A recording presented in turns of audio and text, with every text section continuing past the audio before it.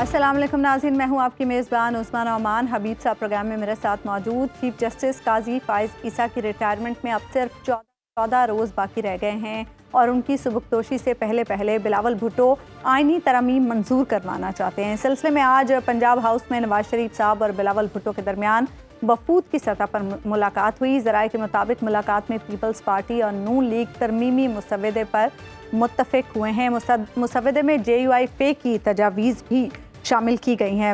اس ملاقات میں تازہ ترین سیاسی اور آئینی صورتحال پر بھی تبادلہ خیال کیا گیا۔ آئینی ترمیم پر ایک اور اہم ملاقات گزشتہ روز تحریک انصاف اور JUI کی قیادت کے درمیان بھی ہوئی، جس میں مولانا فضل الرحمان اور PTI رہنماؤں میں آئینی مسودے پر اتفاق ہوا ہے۔ اس کے علاوہ مخصوص نشستوں سے متعلق الیکشن کمیشن میں آج ایک غیر رسمی مشاورتی اجلاس ہوا۔ ذرائع کے مطابق کمیشن کے 3 ارکان نے حکومت کو مخصوص نشستیں دینے کی مخالفت کی ہے۔ اس کے علاوہ نئے چیف جسٹس کی تعیناتی تک اس معاملے کو التوا میں رکھنے کی تجویز بھی دی گئی ہے، جبکہ چیف جسٹس صاحب کا ڈیمز فنڈ کیس میں دیا ریمارکس بھی کافی اہم ہے کہ پاکستان میں بہت سے کام بغیر آئین اور قانون کے ہی ہو جاتے ہیں۔ سوال یہ ہے کہ آئین اور قانون کے تحت 12 جولائی جیسے فیصلے پر اگر کوئی عمل نہیں کرتا تو اس پر عدالت کیا ایکشن لے سکتی ہے؟ JUI کے آئینی مسودے کے اہم نکات کیا ہیں؟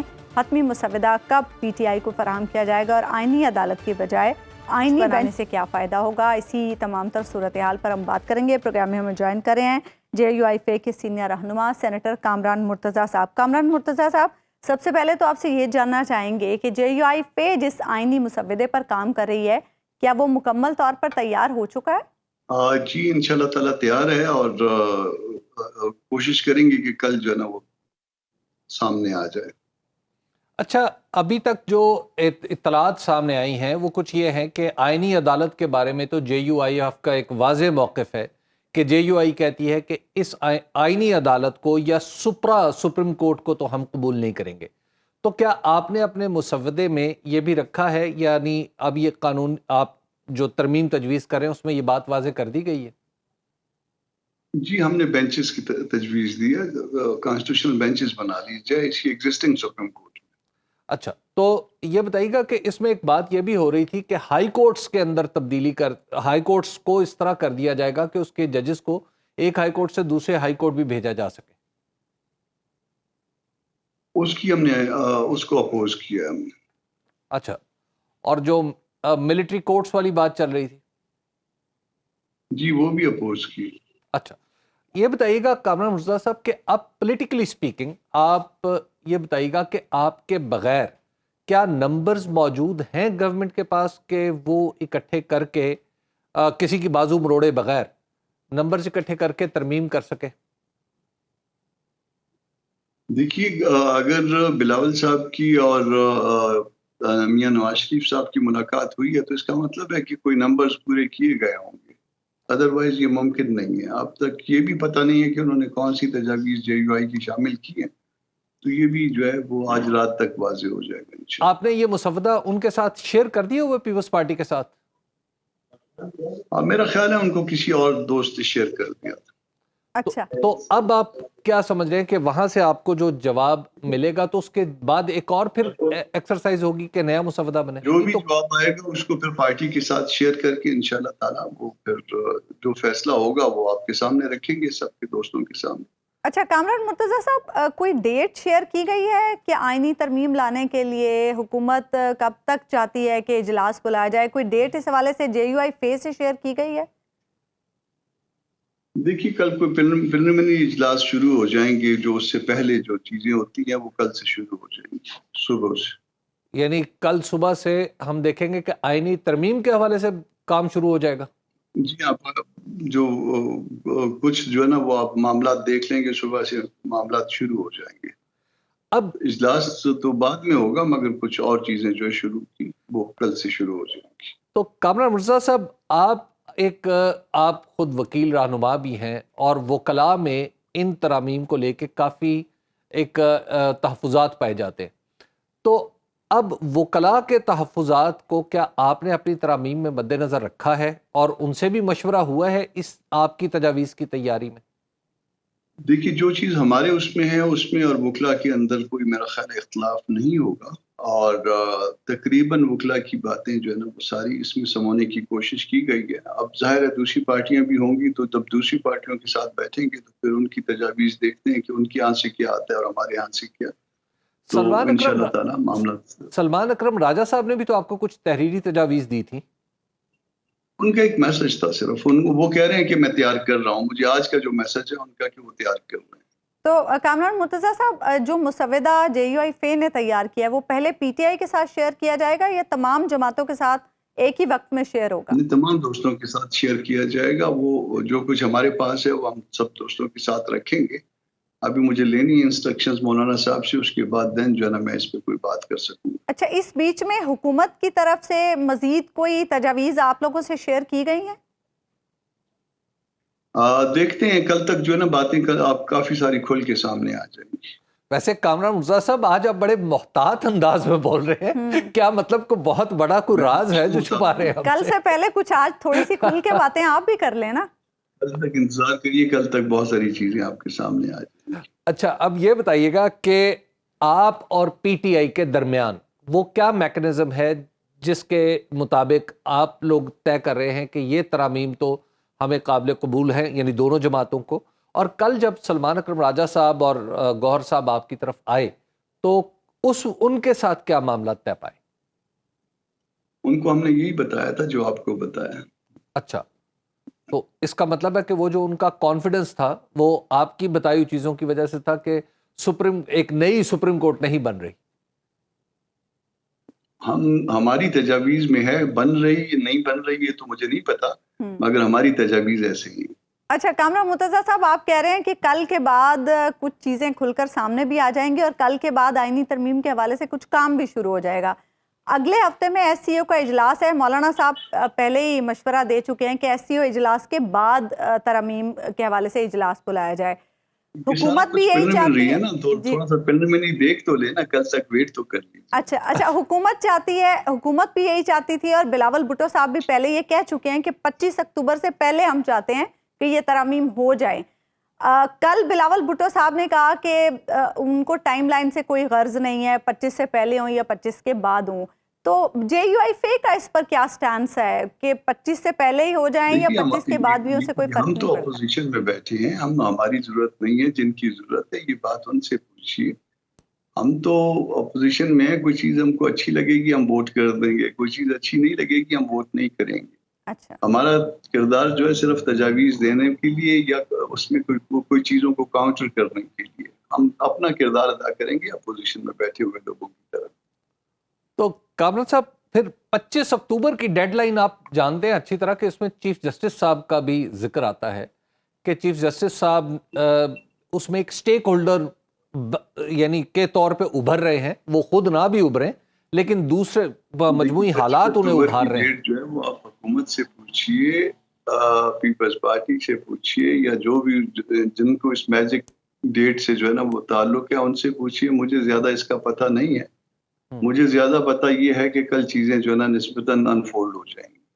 اچھا، ٹھیک ہے. بہت بہت شکریہ سینیٹر کامران مرتضیٰ صاحب، آپ ہمارے ساتھ موجود تھے. حبیب صاحب، کامران مرتضیٰ صاحب بہت محتاط انداز میں بات کر رہے تھے اور مطلب کوئی بات کا سرا کسی طرف سے ہمیں پکڑنے ہی نہیں دے رہے تھے کہ ہم کچھ ایزیوم کر سکیں کہ کل کیا ہونے والا ہے. کیا لگ رہا ہے آپ کو کیا ہونے والا ہے؟ ایک تو یہ ہے کہ اب فارملی آپ جانتے ہیں کسی پروگرام میں نے عرض کیا تھا کہ کچھ ایسی چیزیں سامنے آ چکی ہیں، یعنی ان کی جو تجاویز ہیں، جو کامران مرتضیٰ صاحب جس کمیٹی یا اپنے جن دوستوں کے ساتھ مل کے کام کر رہے ہیں وہ تجاویز کچھ اسی پروگرام میں پیش کی جا چکی ہیں. تو آج وہ کم از کم مجھے ایک رپورٹر کے طور پہ خوشی ہو رہی ہے کہ انہوں نے کہا کہ نئی سپریم کورٹ نہیں بن رہی، اور اس دن میں نے بھی یہی عرض کیا تھا کہ کوئی نئی فیڈرل کورٹ کم از کم اس حد تک متفق ہیں کہ جمعیت علماء اسلام اور PTI کہ نئی ایسی کوئی کورٹ نہیں بنے گی جو سپریم کورٹ سے اوپر ہو.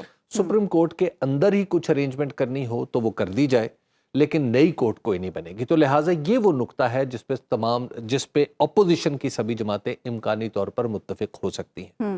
میری جو بات ہوئی ہے پاکستان تحریک انصاف کے ذمہ دار لوگوں سے، وہ بھی اس نقطے پہ کم از کم یعنی کسی حد تک اتفاق کرتے ہوئے دکھائی دیتے ہیں کہ اگر کوئی مجبوری بن جائے تو پھر ہم مولانا کے ساتھ اس نقطے پہ متفق ہو کے ووٹ بھی کر سکتے ہیں. مثال کے طور پہ اب دیکھیے ابھی تک جو پی ٹی آئی کا موقف ہے وہ یہ ہے کہ یہ اسمبلی، اور یہ درست موقف ہے، میں یہ سمجھتا ہوں کہ جو الیکشن کی صورت میں، جو الیکشن کو مد نظر رکھتے ہوئے، کہ یہ اسمبلی اس کی اہل ہی نہیں ہے کہ یہ آئین میں ایسی ترمیم کر سکے جو پورے کے پورے سٹرکچر کے اوپر سوالیہ نشان کھڑا کر دے، نمبر 1.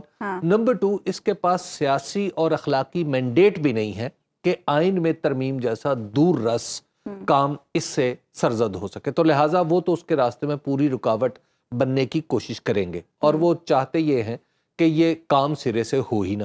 اب اس کے لیے 2 چیزیں ضروری ہیں. سب سے پہلے تو یہ ہے کہ پاکستان تحریک انصاف کے پاس اپنے لوگ جتنے بھی ہیں کیا وہ انٹیکٹ ہیں یا نہیں. کہیں ایسا نہ ہو کہ اچانک پتہ چلے کہ جو 5 لوگ انہوں نے جہاں پہ چھپا رکھے تھے جس خزانے میں، وہاں سے 5-7 لوگ غائب ہو گئے ہیں اور وہ سامنے آ گئے ہیں اور انہوں نے ووٹ ڈال دیے. تو لہٰذا یہ ایک خوف بہرحال پاکستان تحریک انصاف کو ہے.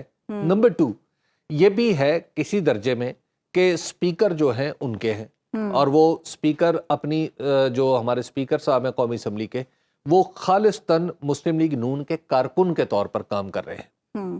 تو جب وہ ایک کارکن کے طور پر کام کر رہے ہوں تو پھر ان کے پاس بھی کئی طرح کے اختیارات ہیں جن سے وہ معاملات کو توڑ مروڑ سکتے ہیں. اچھا. تیسری بات یہ ہے کہ الیکشن کمیشن بھی ماشاءاللہ جتنا محبت کر رہا ہے پی ٹی آئی سے وہ بھی سب کے سامنے. لیکن حبیب صاحب آج جو ایک خبر آئی ہے کہ جو 3 اراکین ہیں کمیشن کے، وہ حکومت کو مخصوص نشستیں نہیں دینا چاہتے، اور وہ چاہتے ہیں کہ اگلے چیف جسٹس کے آنے تک اس معاملے کو التوا میں رکھا جائے. تو اس سے ہم کیا ایزوم کریں؟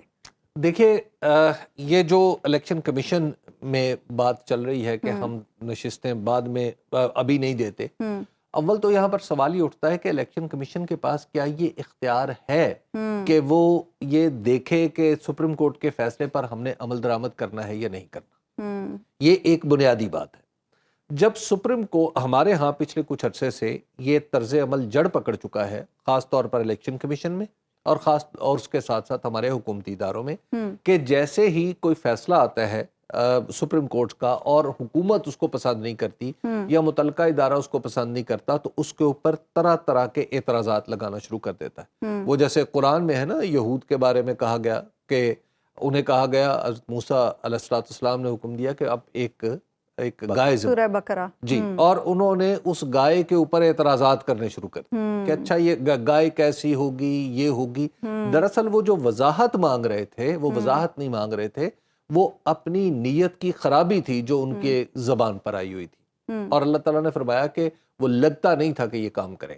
تو یہ جب آپ وضاحتوں میں پڑ جاتے ہیں یہ اس طریقے سے کہ جناب اس فیصلے میں جو لفظ لکھا ہوا ہے اس کی سمجھ نہیں آئی، یہ جو کوما تھا یہاں پہ نہیں ہونا چاہیے تھا، اگر یہ فل سٹاپ کے بعد آ جاتا یہ فقرہ تو بات واضح ہو جاتی. یہ جب جو کچھ ہو رہا ہے دراصل پاکستان تحریک انصاف کو اس کی نشستوں سے محروم کرنے کی کوشش کی جا رہی ہے، اور یہ پاکستان تحریک انصاف کی نشستیں نہیں ہیں، یہ عوام کے مینڈیٹ ہے جس کے نتیجے میں حاصل ہوئی نشستیں. اچھا حبیب صاحب، میں یہاں پر آپ سے یہ بھی پوچھنا چاہ رہا ہوں، بلاول بھٹو پچھلے کچھ عرصے سے مسلسل آئینی عدالت کے حوالے سے بہت ایڈوکیسی کر رہے تھے، اور وہ کہہ رہے تھے کہ یہ پیپلز پارٹی کے منشور کا حصہ بھی ہے، اور وہ جو میثاق جمہوریت ہوا تھا اس میں بھی یہ ڈیسائیڈ ہوا تھا. تو مولانا تو اس سے انکاری ہیں، مولانا تو یہ نہیں چاہتے. تو پھر کس طریقے سے یہ معاملات سیٹ ہوگا، کس طریقے سے یہ معاملات آگے بڑھیں گے؟ اور مجھے ایسا لگ رہا ہے کہ سب جماعتیں جب اپنا اپنا مسودہ لائیں گی تو کوئی نئی شکل نکل آئے گی. ایک تو یہ ہے کہ بلاول بھٹو زرداری صاحب بھی حکومت کے دل کی بات کر رہے ہیں، یعنی یہ خیال دل میں حکومت کے ہے موجودہ. اچھا، یعنی پی ایم ایل این کے دل کا یہ خیال ہے جو زبان پر ہے بلاول بھٹو زرداری صاحب کی، اور وہ خیال انہوں نے سنبھال رکھا ہے. وہ خیال یہ ہے کہ ہمیں چونکہ ہم تو ایک جعلی الیکشن کے نتیجے میں آئے ہیں، پیپلز پارٹی کا یہ اتنا بڑا مسئلہ نہیں ہے، یہ بات ذہن میں رکھیں. ملتان کی چند نشستوں کا مسئلہ ہے، لیکن پیپلز پارٹی کا اتنا بڑا مسئلہ نہیں ہے جتنا بڑا مسلم لیگ نون کا ہے، کیونکہ مسلم لیگ نون 1/5 رہ جائے گی اگر یہ اس الیکشن کا آڈٹ ہوا، اگر یہ الیکشن کھل گیا، اگر صاحب تو خدشہ ظاہر کر رہے ہیں آڈٹ جی، اور اگر فیصلے جو ہیں وہ بر وقت بھی ہوئے اور قانون کے مطابق بھی ہوئے، تو پھر تو آپ سمجھے کہ نون لیگ کی جتنی نشستیں ہیں، میں آپ کو عرض کر رہا ہوں کہ وہ 5واں حصہ رہ جائیں گی. اب پیپلز پارٹی کا یہ مسئلہ نہیں، پیپلز پارٹی کو ایک تو تھوڑا سا اس سے یعنی پیپلز پارٹی نے الیکشن کمیشن کے ساتھ اس کی اگرچہ ایک دو چیزیں اٹکی ہوئی ہیں، وہ میں نے آپ کو بتایا تھا بلوچستان والے معاملے، لیکن اس طرح کے مفادات وابستہ نہیں۔ اب لیکن پی ایم ایل این کے ساتھ پیپلز پارٹی کے مفادات وابستہ ہیں، تو اب دونوں کے مفادات ایک دوسرے کے ساتھ جڑ گئے، تو اس لیے بلاول بھٹو زرداری صاحب کو بھی یکا یک قاضی فائز عیسیٰ صاحب میں ایک نجات دہندہ دکھائی دینے لگا۔ اب وہ کہیں نہ کہیں، وہ کہتے تو نہیں ہیں، کل تو وہ کہہ رہے تھے کہ نہ ضروری ہے نہ مجبوری ہے، نہیں وہ ترمیم 25 سے پہلے دیکھیے ان کے لیے بہت، ان کا خیال یہ ہے کہ بہت ضروری ہے، یہ بات تو انہوں نے کہہ دی ہے، لیکن اس کے بعد پھر آج نواز شریف صاحب کو کے پاس جانے کی اتنی کیا ضرورت تھی، اور نواز شریف صاحب کے اسلام آباد بیٹھے ہونے کی کیا ضرورت تھی؟ یہ بھی تو سمجھیے نا، کچھ تو ہے پس پردہ، تو کچھ تو ہو رہا ہے نا، کچھ تو پریشانی ہے کہ 14 دن رہ گئے ہیں، اور پھر آپ لکھ کے بتا رہے ہیں کہ جناب چیف جسٹس صاحب کے بیچ میں 14 دن ایس سی او کانفرنس کی وجہ سے کچھ دن تو اس طرح ہی نکل جائیں گے، کچھ دن اس طرح نکل جائیں گے، تو پریلیمنری ورک جو ہے، جو ایک بنیادی کام ہے، وہ تو جیسے بھی کامران مرتضیٰ صاحب بتا رہے ہیں کہ کل سے کچھ شروع ہوگا، لیکن سوال یہ ہے کہ وہ کنسنسس کی ترمیم کیا ہوگی؟ ایک تو یہ حصہ ہے، اس کا دوسرا حصہ یہ ہے کہ جب پہلے حکومت نے اور پیپلز پارٹی نے جس تیزی سے ترمیم کرنے کی کوشش کی تھی، اس میں بری طرح یہ حکومتی اتحاد منہ کے بل گرا اور کافی چوٹیں لگوا چکا ہے۔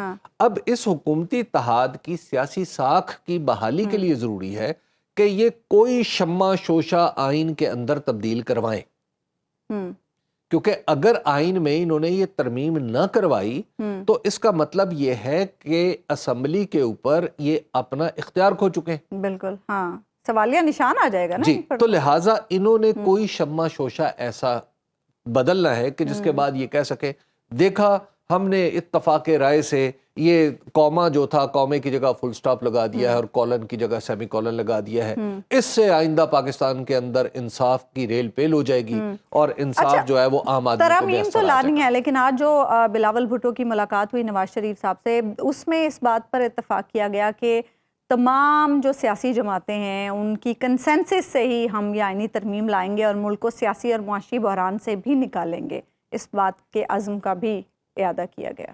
یہ تو ایک کتابی سی بات ہے، جب بھی دو سیاستدان چار سیاستدان ملیں گے وہ آپس میں یہی بات اور ان کا جو اعلامیہ ہوگا وہ یہی ہوگا۔ یہ جو وسیع تر مشاورت کی بات ہو رہی ہے تمام سیاسی جماعتوں سے، اس میں پاکستان تحریک انصاف بھی شامل ہوگی؟ وسیع تر مشاورت کے لیے پہلے تو ضروری ہے کہ حکومت کیا چاہتی ہے، پہلے یہ تو بتائے نا، حکومت اپنا مسودہ پہلے حکومت تو اپنا مسودہ لے کے آئے، وہ میدان میں تو آئے کہ جناب ہم یہ کرنا چاہتے ہیں، اور پھر مسلم لیگ نون بھی اس کے اوپر صاد کرے، یعنی مسلم لیگ نون اس کی تصدیق کرے، توثیق کرے، اور اس کے بعد پھر بات ہو سکتی ہے نا، پھر اس سے، اور پھر جب آئین میں ترمیم کی بات ہو تو یہ صرف ایسا نہیں ہے کہ پارلیمنٹ کے اندر بیٹھی ہوئی پارٹیوں کے ساتھ معاملہ طے ہو جائے، اس کے ساتھ ساتھ آپ کے جتنے بھی فعال طبقات ہیں ان تک یہ ترمیم اور اس کا کانٹینٹ جانا چاہیے۔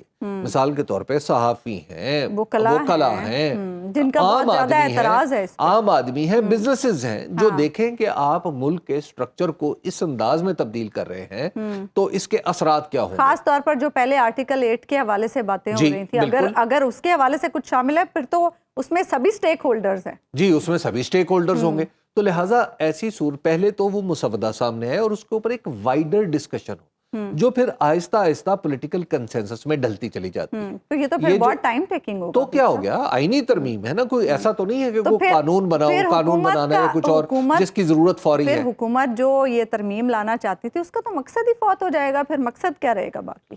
دیکھیے اس حکومت کو وہ مقصد تو حاصل نہیں ہو پائے گا، یہ تو اب اس بات پہ تو تقریباً it's too late now, too late. دیکھیے سسٹم کے اندر اب اس بات پہ تقریباً یکسوئی پائی جاتی ہے، اور جب سسٹم کی بات ہوتی ہے تو اس میں صرف یہی گروہ سیاست کارہ نہیں ہے، اور بھی لوگ ہیں۔ سسٹم کے اندر اب اس بات پہ یکسوئی نہیں رہی کہ جناب قاضی فائز عیسیٰ 25 اکتوبر کے بعد بھی وہ اپنے منصب پر یا اس طرح کے کسی منصب پر فائز رہیں۔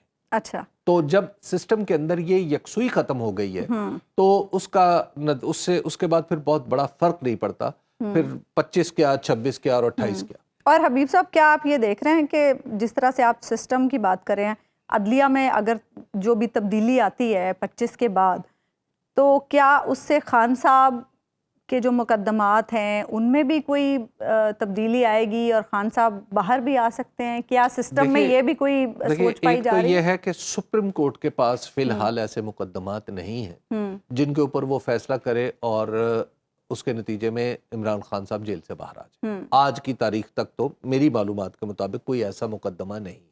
میں تو سسٹم کی بات کر رہی ہوں. اب ذرا آگے چلیں. جب عدالتوں کے اندر مثال کے طور پہ ان کے جو مقدمات ہیں جن کے کچھ پہ ابھی کاروائی جاری ہے، کچھ مقدمات میں انہیں ضمانت مل چکی ہے اور کچھ مقدمات میں ان کی سزائیں معطل ہو چکی ہے. اب یہ ساری چیزیں مل کے عدالتوں میں دیکھا جائے گا کہ کون سا کیس ہے جو سپریم کورٹ لے جایا جا سکتا ہے اور سپریم کورٹ میں لائن آف آرگومنٹ کیا ہو سکتی ہے. تو لہٰذا ابھی تک تو سپریم کورٹ کے پاس ایسا کوئی کیس نہیں جس کی مطابق آپ کہہ سکیں کہ اگر یہ فیصلہ ہو گیا تو عمران خان صاحب تو جیل کے دروازے سے باہر ہوں گے. ایسا کچھ نہیں. لیکن سپریم کورٹ کا تحریک انصاف کے حوالے سے ایک فیصلہ تو ہے نا. اچھا، مخصوص نشستوں اس کے بعد آ جائیں مخصوص نشستوں والا فیصلہ. مخصوص نشستوں والا فیصلہ تو مانے بغیر کسی کے پاس کوئی چارہ نہیں. وہ چاہے آپ چونو چرا کرتے رہیں لیکن فیصلہ تو یہ ماننا پڑے گا. آج اردو میں اس کا تفصیلی فیصلہ بھی جاری ہوا ہے. تو سب کو یہ ماننا پڑے گا. جب یہ فیصلہ ہو جائے گا تو اس سے بھی حکومت گرے گی نہیں. اچھا، یہ بھی سمجھ لیجئے کہ جب تحریک انصاف کو اس کی نشستیں مل جائے مخصوص تو اس کا مطلب یہ نہیں ہے کہ حکومت گر جائے گی. ہاں، اس کا مطلب ایک ضرور ہو سکتا ہے کہ آگے چل کے تحریک انصاف کے پاس اتنے نمبرز ہو جائیں گے کہ وہ اگر چاہے تو پیپلز پارٹی کے ساتھ مل کے ایک طریقے عدم اعتماد لا سکے. تو اس پوزیشن میں وہ ڈیفینیٹلی آ جائے گی. تو اس پوزیشن میں آنے کے بعد بھی یہ امکان تو میرا خیال ہے کہ یہ امکان نہیں ہے کہ وہ پیپلز پارٹی کے ساتھ مل کے حکومت کو گرانے کی کوشش کریں گے، الا یہ کہ وہ نئے الیکشن میں جانا چاہیں. ٹھیک ہے، تو ایسی کوئی صورت تو بن سکتی ہے. تو لہٰذا مسلم لیگ نون کو اس سے بھی خطرہ ہے، لیکن بہرحال اس خطرے کے ساتھ اب مسلم لیگ نون کو زندہ رہنے کی عادت ڈال لینی چاہیے. اچھا، دوسری بات یہ ہے کہ جو عدالت کے اندر جب عمران خان صاحب کے مطلب کا جو فیصلہ ہے وہ ان کی رہائی سے نہیں ہے، وہ الیکشن سے متعلق کچھ چیزیں ہو سکتی ہیں. مثال کے طور پہ الیکشن کے بعد یعنی جو 2024 کا الیکشن ہوا ہے اس میں وہ ہوا تھا اس بنیاد پہ کہ اگر کوئی ٹریبیونل بنا تو وہ ہائی کورٹ کا سٹنگ جج اس کا ممبر ہوگا. لیکن یہ کھیل کے بعد اس کے اچانک قوانین بدل دیے گئے. جب رولز بدلے گئے تو اب یہ دیکھنا ہے کہ سپریم کورٹ میں یہ معاملہ اٹھ سکتا ہے کہ یہ جو ترمیم کی گئی ہے جس کے تحت ریٹائرڈ ججوں کو بھی اب لگایا جا رہا ہے ٹریبیونل میں، تو کیا یہ قانون خلاف آئین تو نہیں ہے یا اس کا اطلاق جو ہے موثر ماضی تو نہیں ہو سکتا. نمبر 1.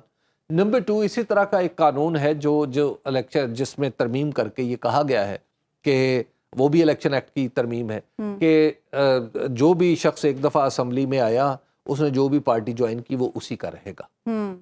ٹھیک ہے، اور اس کا اطلاق بھی مؤثر ماضی کر دیا گیا اور عدالت کے فیصلے کو اس سے نلیفائی کرنے کی کوشش کی گئی ہے. تو یہ فیصلہ بھی عدالت کے سامنے جائے گا، ڈیفینیٹلی جائے گا، کیونکہ جب عدالت اس پہ ایگزیکیوشن مانگے گی کہ جناب اب تک آپ یہ بتائیں نا کہ آپ نے اس پر عمل درآمد کیوں نہیں کیا اس فیصلے پہ، تو پھر ڈیفینیٹلی وہ چیزیں بھی سامنے لے کے آنی پڑیں گی. تو لہٰذا ایک قانونی جنگ جو ہے، قانونی جنگ تو نہیں، ایک قانونی گڑمس قسم کی صورتحال پیدا ہو جائے گی.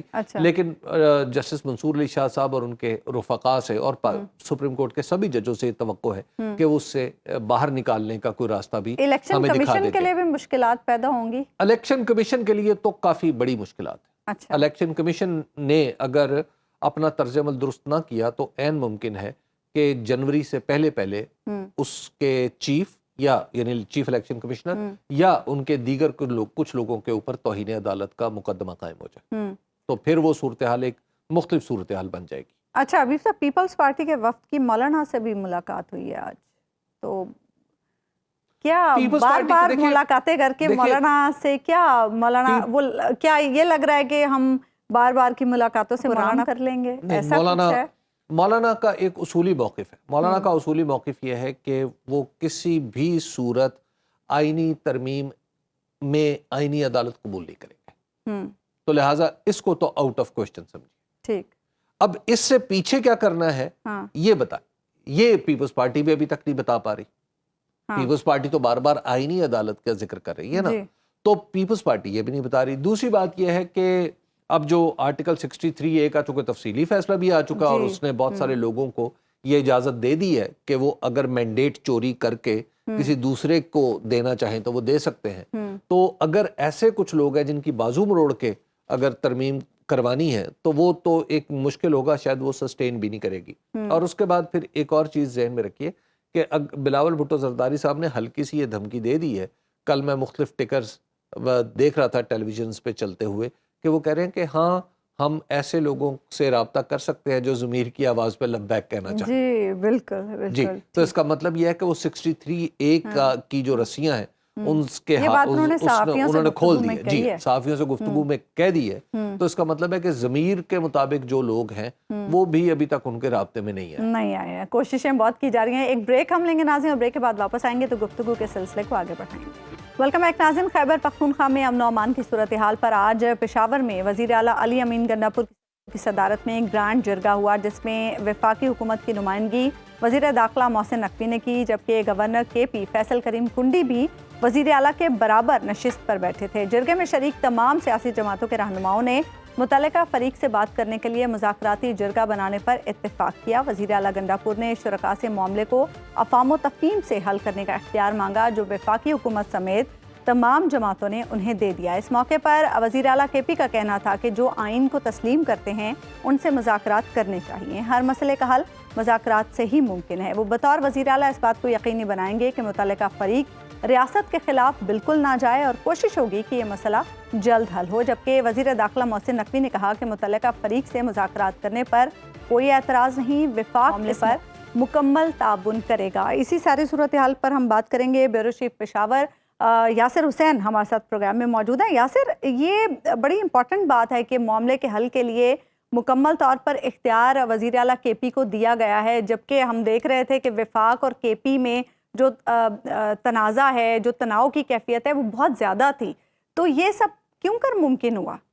شکریہ عظمیٰ. دیکھیں, یہ حیرانگی کی بات ہے. کل تک جو بیانات محسن نقوی صاحب CM KP کے حوالے سے دے رہے تھے یا CM KP جو فیڈرل حکومت کے خلاف دے رہے تھے, راتوں رات ایسا کچھ ہوا کہ یہ آج شیر و شکر بن کر بیٹھے ہوئے تھے. آپ دیکھ لیں گورنر KP کے بھی آج اسلام آباد میں تھے, لیکن انہوں نے برملا کہا کہ بھئی مجھے فون آئی علی امین گنڈاپور کی اور میں تمام اپنی مصروفیات جو ہے ترک کر کے پشاور پہنچ رہا ہوں اور اس مسئلے کے حل کے لیے ہم نے مل کر بیٹھنا ہے. اور وہ یقیناً ہوا. کہا جاتا ہے کہ رات 3:30 بجے جو ہے CM KP نے محسن نقوی فیڈرل منسٹر محسن نقوی کو کال کی اور اس کے بعد ان کو جو موجودہ صورتحال تھی کل عدم جماعت کے حوالے سے اس سے بات چیت کی, تو انہوں نے فوری طور پر پشاور آنے کا کہا اور آج وہ 10:30 بجے پشاور پہنچے. اسی طرح 11 بجے جو ہے گورنر KP جو ہیں وہ پہنچے اور اس کے بعد جو ہے تقریباً 11:45 بجے جو ہے یہ گرینڈ جرگہ جو ہے وزیر اعلیٰ کی میزبانی میں شروع ہوا. اس میں دیگر سیاسی جماعتوں کے جو صوبائی قائدین تھے وہ بھی شریک ہوئے, لیکن ساتھ ساتھ ایک اور فیڈرل منسٹر امیر مقام بھی اس میں موجود تھے. اسی طرح پاکستان پیپلز پارٹی کے صوبائی صدر وہ بھی موجود تھے, جماعت اسلامی سے پروفیسر ابراہیم بھی موجود تھے, ایمل ولی بھی موجود تھے, میاں افتخار بھی موجود تھے, سکندر شیرپاؤ بھی موجود تھے, اور اسی طرح صوبائی اسمبلی کی جو اپوزیشن ارکان ہیں ان کی 12 تعداد تھی وہ بھی موجود تھے, اور حکومتی MPAs اینڈ وزراء کی 12 تعداد تھی وہ بھی موجود تھے. رات تک جو تھا اس معاملے کو ختم کرنے کے لیے اسپیکر صوبائی اسمبلی کی جو ہے صدارت میں یہ جرگہ تشکیل دیا گیا تھا, جس میں 24 ارکان جو تھے وہ شامل تھے. لیکن رات 12 بجے ہی وزیر اعلیٰ نے ان کو CM ہاؤس بلا لیا اور صورتحال وہیں سے تبدیل ہوئی, اور اسپیکر نے جو باقاعدہ جو ہے علی امین گنڈاپور کو اس کی سربراہی صدارت کرنے کا کہا, جس کے بعد آج یہ گرینڈ جرگہ جو ہے آج صبح جو ہے 12 بجے شروع ہوا. تقریباً 3:15 بجے تک یہ جو ہے گرینڈ جرگہ چلا.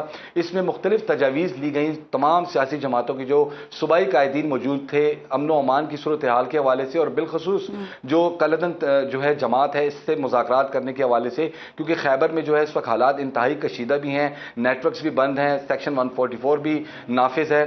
اسی وجہ سے آج جو آج مذاکرات ہوئے اس سے تجاویز لی گئی. اس تجاویز کے بعد جو ہے باقاعدہ وزیر اعلیٰ علی امین گنڈاپور نے یہ برملا کہا کہ اس تمام جو صورتحال کی جو ہے اس کی مشری مطلب اس کا جو صدارت ہے مجھے دی جائے, کیونکہ پشتو لینگویج میں مشری کہا جاتا ہے, تو اس لیے انہوں نے کہا کہ صدارت مجھے دی جائے. جس کے بعد جو ہے محسن نقوی نے جو اپنے جواب میں کہا کہ آپ اس معاملے میں میزبان بھی ہیں اور اس کی سربراہی بھی کریں گے اور فوری طور پر کمیٹی بنائیں. کہا جاتا ہے کہ اب وزیر اعلیٰ کے پی کے جو ہیں کل ارادہ رکھتے ہیں خیبر جانے کے حوالے سے, لیکن اب وہ جو 24 رکنی کمیٹی انہوں نے بنائی تھی اب وہ دوبارہ سے توڑ دی گئی ہے, اب نئی کمیٹی بنائی جا رہی ہے. اور وہاں پہ جو خیبر میں ایکٹیویٹی روکنے کی کوشش ہے کیا اب بھی روکی جا رہی ہے؟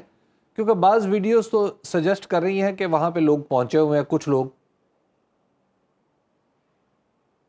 جی بالکل, ابھی بھی وہاں کی جو ایکٹیویٹیز ہیں اس کو روکنے کی کوشش کی جا رہی ہے حبیب صاحب, اور گزشتہ روز بھی روکنے کی کوشش کی گئی, بلکہ یہ سلسلہ جو ہے تقریباً 5 دن سے جاری ہے. اور روزانہ کی بنیاد پر وہاں پر جو لوگ ہیں, پروٹیسٹ مظاہرین ہیں, وہ آتے ہیں, لیکن ان کو پریپریشن کرنے کی اجازت نہیں دی جاتی کیونکہ انہوں نے 11 سے 14 تاریخ تک یہ جو ہے 3 روز تک یہ جو ہے پروسیشن, یہ جلسہ جاری رکھنا ہے. اس میں بڑے بڑے کہا جاتا ہے کہ مقررین کو بھی جو ہے مدعو کیا گیا ہے, اور وہ یہ بھی کہا جاتا ہے کہ پشاور کے 5 سٹارز میں ہوٹل میں پہنچ بھی چکے ہیں, لیکن ان کو روکنے کی کوشش کی جا رہی ہے. لیکن اب جو یہ جرگہ تشکیل دے دیا گیا ہے, اب سوال یہ پیدا ہوتا ہے کہ جرگہ کس حد تک اور کس بنیاد پر ان سے مذاکرات کرے گا. اچھا یاسر, علی امین گنڈاپور صاحب کی ملاقات ہوئی وزیر داخلہ محسن نقوی صاحب سے 1 on 1 بھی, کتنی دیر یہ ملاقات ہوئی؟ سننے میں آ رہا ہے بڑے خوشگوار ماحول میں یہ ملاقات ہوئی. جی بالکل, جب یہ اختتام ہوا اس جرگے کا تو اس کے بعد جو تھی ہائی ٹی کا اہتمام کیا گیا تھا, تو جتنے قائدین ایم پی ایز وزراء تھے وہ تو دوسرے سیکشن میں چلے گئے جو مین ہال ہے, لیکن علی امین گنڈاپور نے اس خواہش کا اظہار کیا فیڈرل منسٹر محسن نقوی سے کہ میں آپ سے کچھ ملاقات کرنا چاہتا ہوں. انہوں نے بھی لبیک کہتے ہوئے باقاعدہ وہ سی ایم انیکسی میں داخل ہوئے اور تقریباً 10 سے 12 منٹ جو ہے ان کی 1 to 1 ملاقات ہوئی. ہمارے جو سورسز ہیں ان کا یہ کہنا ہے کہ اس ملاقات میں جو فیڈرل منسٹر کے جو 7 پروٹوکول ہوتے ہیں, جو سیکرٹریز ہوتے ہیں, ان کو بھی باہر نکال دیا گیا, اور جو سی ایم کے پروٹوکول ہوتے ہیں ان کو بھی باہر نکال دیا گیا. دونوں کی ملاقات جو تھی یہ بھی ہم نے سنا ہے, یہ اپنے سورسز سے جو کنفرم سورسز ہیں, کہ کہہ کے بھی اندر لگے. اس میں کوئی کبات نہیں, کہہ کے شاید ملک کو قوم کی مفاد میں ہی ہوں, لیکن اندر کافی خوشگوار ماحول میں ملاقات ہوئی. حالانکہ چاہیے تو یہ تھا کہ وہ فیصل کریم کنڈی کے ساتھ 1 to 1 ملاقات کرتے, زیادہ کشیدگی تو وہاں پائی جاتی ہے آمنے سامنے, لیکن یہاں جو دوسری جانب جو ہے دیکھیں کل تک تو محسن نقوی جو ہیں علی امین گنڈاپور یا صوبائی حکومت کے خلاف جس قسم کے بیانات دے رہے تھے, پرسوں بھی ان کی جو میڈیا ٹاک تھی اور آج کی جو صورتحال تھی وہ عجیب قسم کی تھی. دیکھیں دائیں جانب جو ہے فیصل کریم کنڈی بیٹھے ہیں تو بائیں جانب محسن نقوی بیٹھے ہوئے ہیں. اس سے سیکنڈ میں آپ دیکھیں تو امیر مقام بیٹھے ہوئے ہیں. امیر مقام میرے خیال سے 2013 سے آج تک مسلسل پی ٹی آئی گورنمنٹ کے خلاف بیانات دیتے آ رہے ہیں. آج فرسٹ ٹائم ہم نے دیکھا کہ وہ ہمارے سی ایم ہاؤس پشاور میں آئے ہوئے ہیں. ٹھیک ہے, بہت بہت شکریہ یاسر حسین, آپ پروگرام میں موجود تھے. ایک بریک ہم لیں گے ناظرین, بریک کے بعد واپس آئیں گے تو حبیب صاحب سے.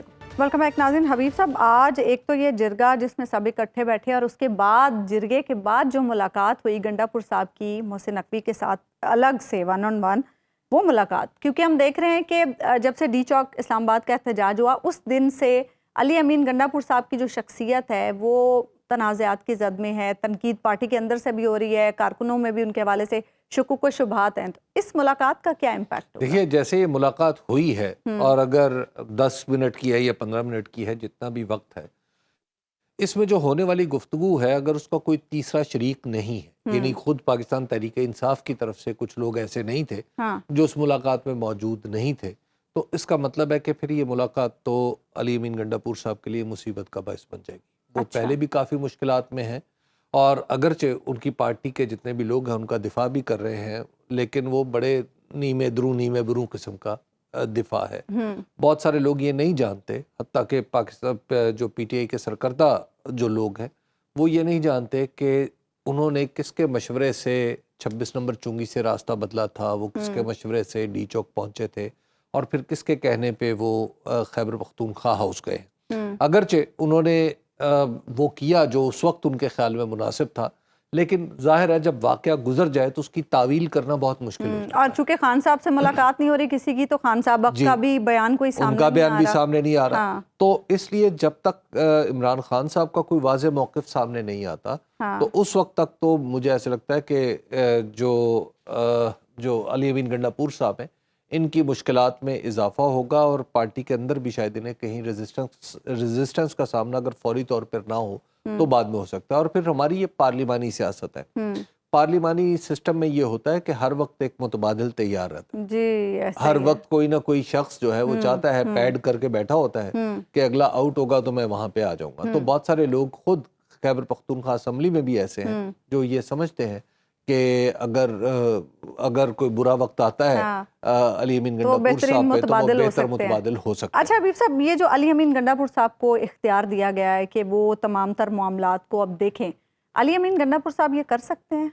بہتر چوائس ہے. ایک تو یہ ہے کہ یہ انتہائی قدم ہے، اس کے سوا اور کیا چارہ تھا؟ اس کے سوا تو کوئی اور چارہ ہی نہیں تھا نا کہ جس صوبے میں کام ہو رہا ہے آپ اسی صوبے کے وزیر اعلیٰ کو نگران بنائیں کسی بھی کام کا کہ وہ آگے بڑھے اور ان معاملات کو حل کرنے کی کوشش کرے. تو اب اس دوسری بات یہ ہے کہ جو ہماری وفاقی حکومت ہے اور جو ہماری وزارت داخلہ کا طرز عمل ہے وہ کچھ زیادہ مناسب مجھے اس میں لگا نہیں ہے. یہ معاملہ اتنا بڑا نہیں تھا جتنا بڑا یہ ہمارے وزارت داخلہ میں بیٹھے احمقوں نے بنا دیا ہے. یہ اتنا بڑا ایشو نہیں تھا، یہ بڑا ایزیلی سارٹ آؤٹ ہو سکتا تھا. بعض اوقات ہمارے جو کمزور لوگ ہوتے ہیں وہ چھوٹے سے ایشو کو بھی اس سے بڑا بنا کے وہ سمجھنا شروع کر دیتے ہیں. تو چونکہ ہماری وزارت داخلہ اس وقت کمزور نہیں، ایک ریٹارڈڈ قسم کی وزارت داخلہ ہے، تو اس وجہ سے اسے مسائل کے پورے حجم کا بھی اندازہ نہیں. یہاں بھی معاملہ نااہلی کا ہی ہے. پروگرام کا وقت ختم، ناظرین ملاقات ہوگی انشاءاللہ اگلے ہفتے اللہ نے کے بعد.